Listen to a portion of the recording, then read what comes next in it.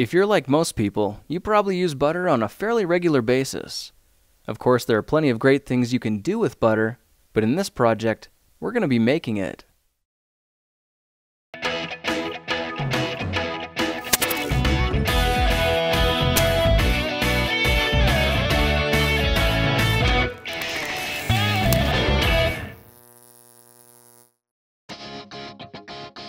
For this project, I picked up a gallon of fresh cow's milk right from the cow. I let this jug sit in the fridge overnight, and here you can see a faint line where the cream has risen to the top. Now, if you don't have access to a cow, you'll still be able to do this with a heavy cream or whipping cream like this. We need to separate the cream from the milk. We can use something like a ladle to skim it off and transfer it to another container like a wide-mouth mason jar. Let's go ahead and put the lid back on, making sure it's nice and tight, and at this point, it's time to churn the cream into butter, so start shaking.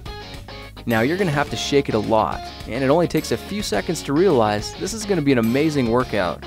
But if standing around shaking cream isn't your thing, see if you can get a friend to do it for you. Or give it to your kids and let them work out some energy.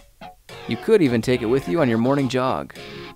After shaking your cream vigorously for about 3 minutes, you'll notice that it's transformed into a light and fluffy whipped cream. Now feel free to take a 3-minute break. This will actually make the process go a lot smoother, and you're probably going to need it. But when you get back to shaking, shake that cream as violently as you can.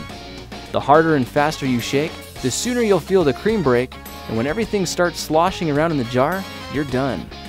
This time when you look inside, you'll see a big blob of human-powered homemade butter. The leftover liquid is traditional buttermilk and can be used for baking. My wife used this buttermilk to make a batch of these whole wheat buttermilk waffles.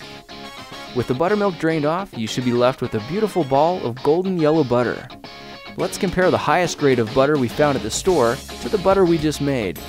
Can you see a difference? Now if you're like me, you'll probably want to eat your butter right away, and that's okay. But if you added just a pinch of salt, it'll help it last longer and make it a little more savory. I mixed in some local organic honey and a few other ingredients to make a delicious honey butter, which by the way tastes incredible on your buttermilk waffles. Well, there are a few ideas to support a healthier lifestyle by shaking cream into butter. If you like this project, perhaps you'll like some of my others. Check them out at thekingofrandom.com.